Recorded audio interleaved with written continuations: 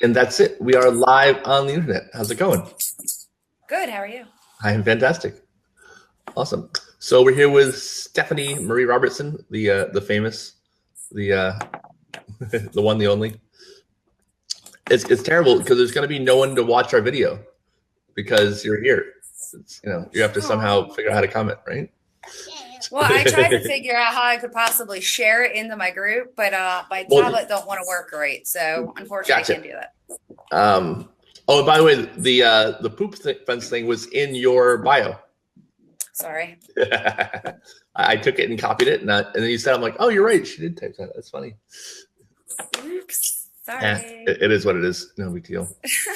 But I think you can share it after it goes live. By the way, I definitely will. so if you did want to share it now, you totally could. Sounds good. Yep. And that's funny. You said you spelled your own last name wrong. That's hilarious. I didn't even notice that. That wasn't me. I wouldn't have done that to you. I missed the B. Sorry. The B is not that big a deal. It's just a B. Yeah. Bees are overrated. I've never been a big fan of those, anyways. Me either. So, Sorry. you said his name is Chase, right? Yes. Chase. And Chase is 5? Chase is 5. Gotcha. Say hi. Hi. Hey, Chase. So does Chase do like a summer school thing? You said his bus was late? Yes. We're supposed to be outside at like 8:20, and we are outside. He wants to go outside like at 8:15. So we're outside well before our time, and we were outside for 45 minutes, and then the bus still didn't show up. So I don't know what's happening. When I'm done my live, I'll take him to school, I guess. Okay. That's funny. And does the school run year round, or what's the deal with it?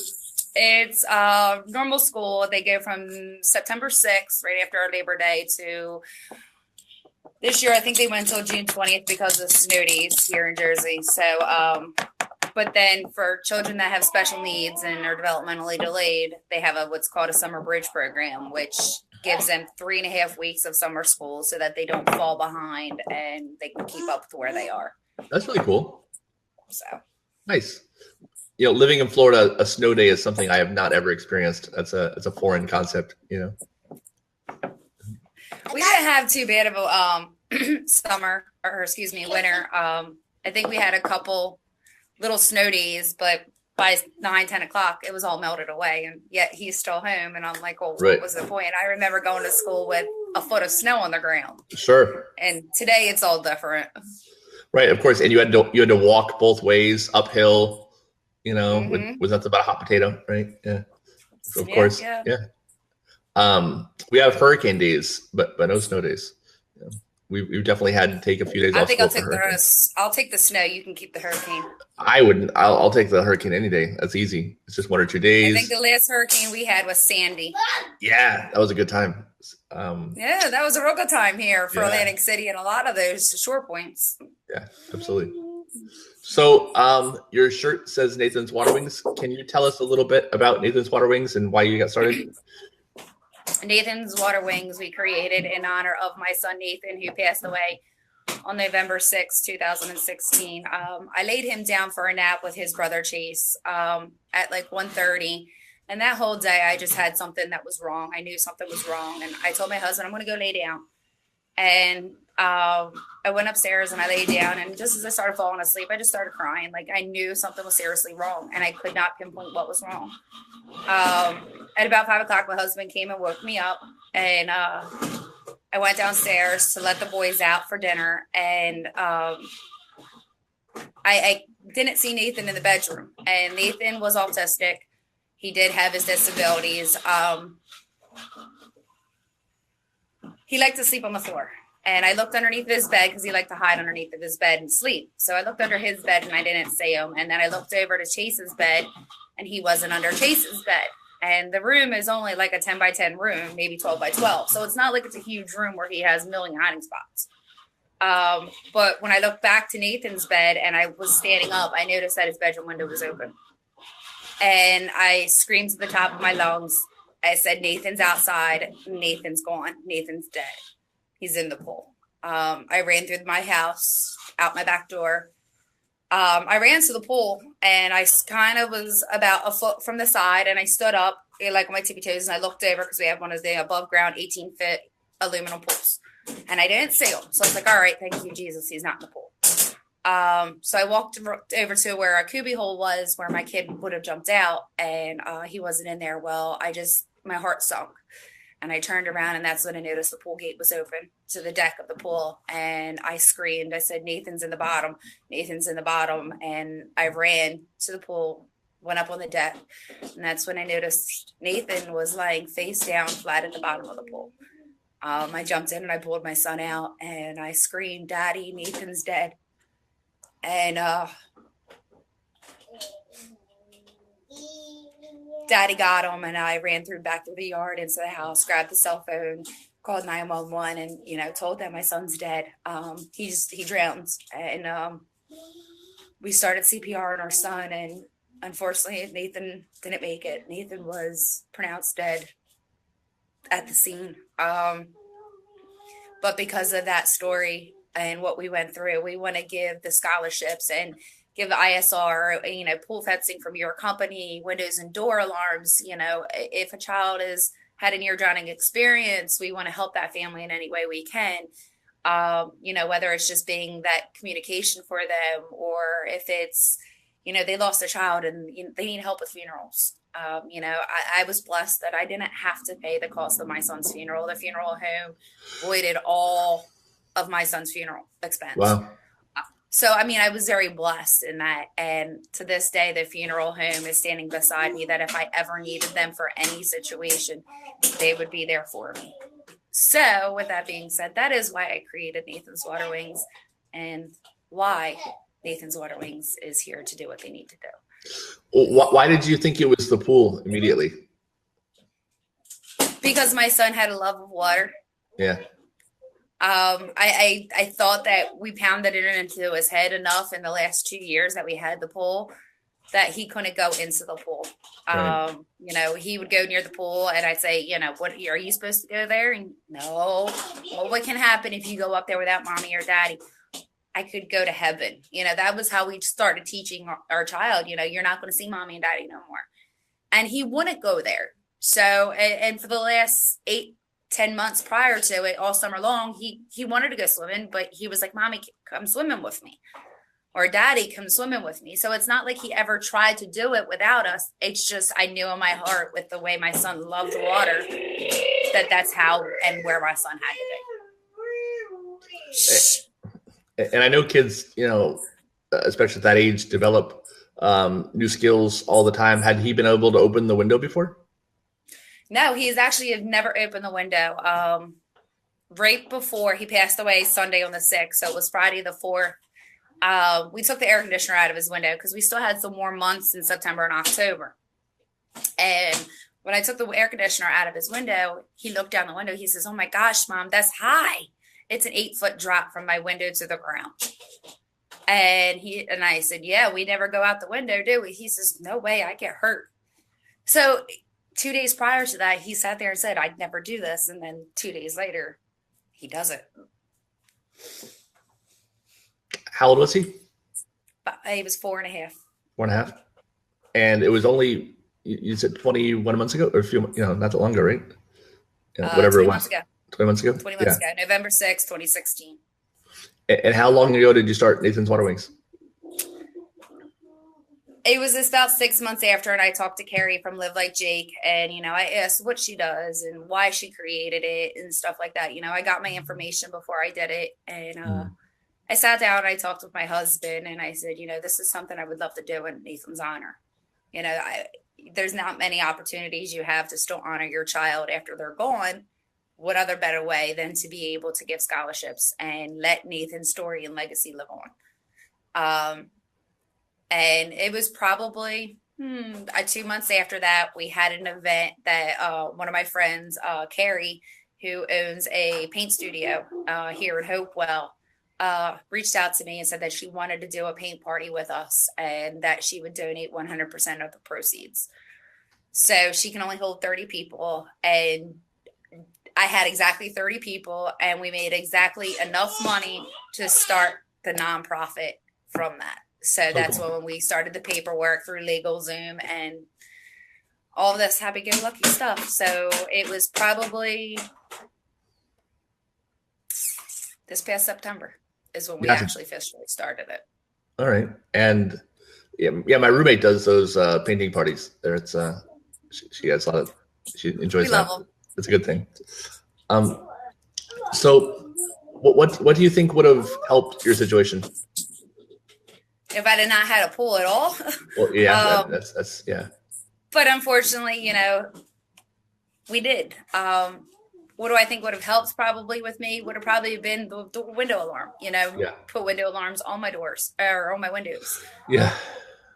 But unfortunately, as a parent who 3 months before Nathan passed away, I commented on a Facebook post about a drowning. And I made the comment that, well, if you watched your child, it wouldn't have happened.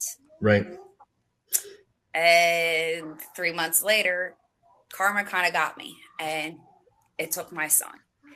And then I look back, and say, wow, how could I say that to somebody? Because somebody said that to me once my son passed away. And I regret the day I said that, because I don't know if it was just karma that got me or was it Nathan's time. But like I said, the window alarms probably would have been the big help. Our doors had a lot of safety locks. Unfortunately, it was a lock on our front and back door where you had to pull the door and you had to turn the lock 3 different times. And you had to have some strength to lock that door. Right. So, and unlock it. So Nathan, we've actually tried to get Nathan to do it just to see if he could conquer it. And he could not figure it out. So we were safe in the front and the back door.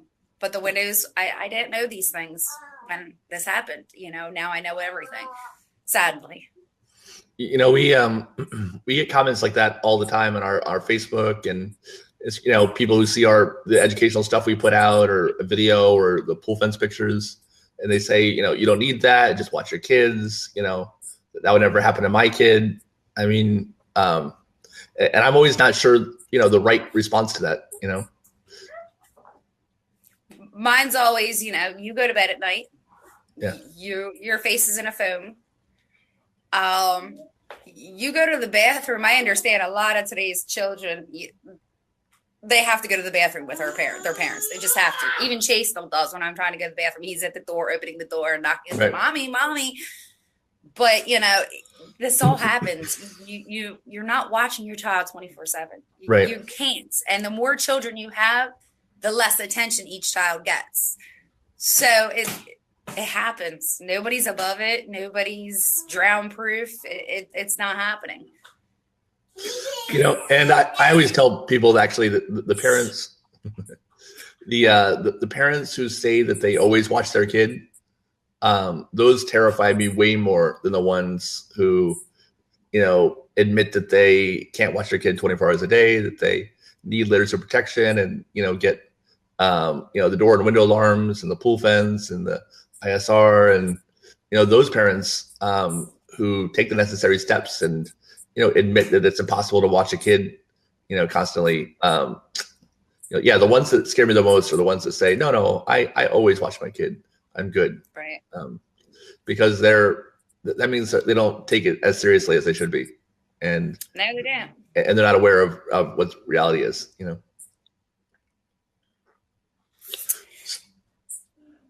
So what's next for Nathan's Water Wings? What are you guys doing next? We are looking into doing another paint party since it was so successful. Chase, turn that down, please. Sorry. See, this is why I wish he was at school right now. Hold on. Yeah. Turn it down, buddy. There we go. Sorry about that. Lovely joys of having children. No problem. But we plan on doing a paint party in September, since of the very first one we ever did was very successful. Yeah. That is our next one. We haven't picked the date yet or anything like that.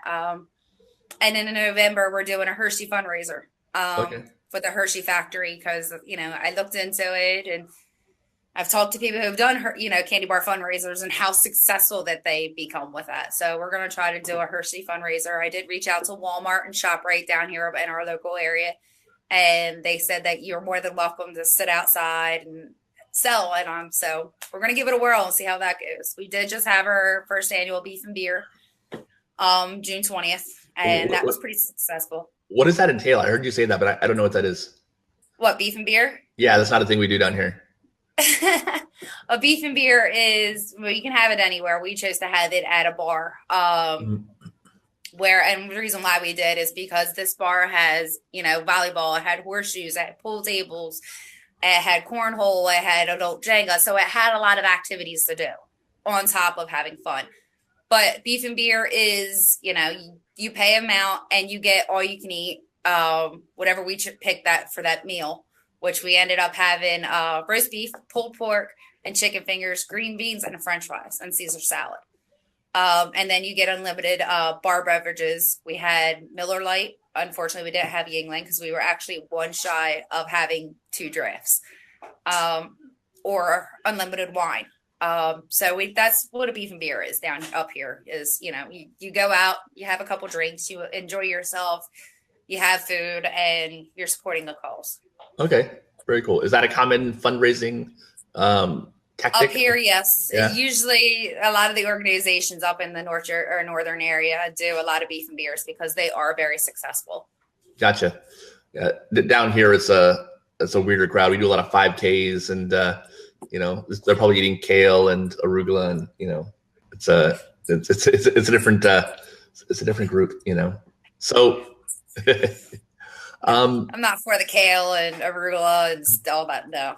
Yeah. I stopped eating carbs 174 days ago. And clearly I'm definitely not keeping track at all. So yeah, it's been a process, but a lot of salad in my life these days. I'll stay with my carbs and my chocolate and my junk food. I'm sorry. I miss the chocolate a lot. I was a big chocolate guy. And, I love chocolate a lot. And it's been tough. Chocolate and mac and cheese have been the two big things that have been hurting me a lot. But it is what it is. Hopefully, I won't be giant forever. That's the plan, to lose a little bit of weight. But of the 5 simple steps to saving lives, which one stands out to you? ISR. ISR. Why is that? Well, I understand that, people say adult supervision, but unfortunately, again, same situation with Nathan. You cannot watch your child at all times.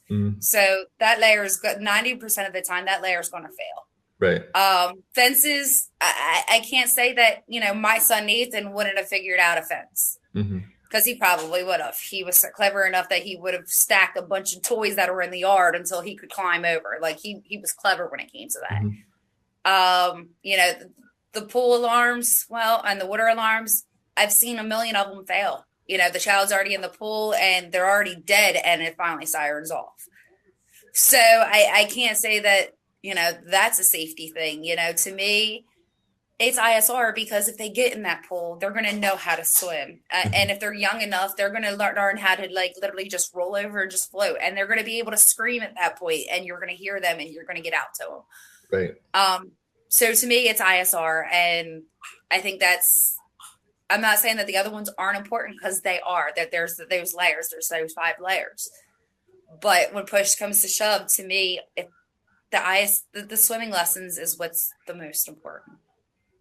And for anyone who doesn't know, real quick, the 5, I do 5.5 layers because I'm weird. I like, adult supervision, locks on all the doors and windows that lead to the pool, alarms on all the doors and windows that lead to the pool, a pool fence that separates the home from the pool, alarms in the pool, swimming lessons like ISR, like you said.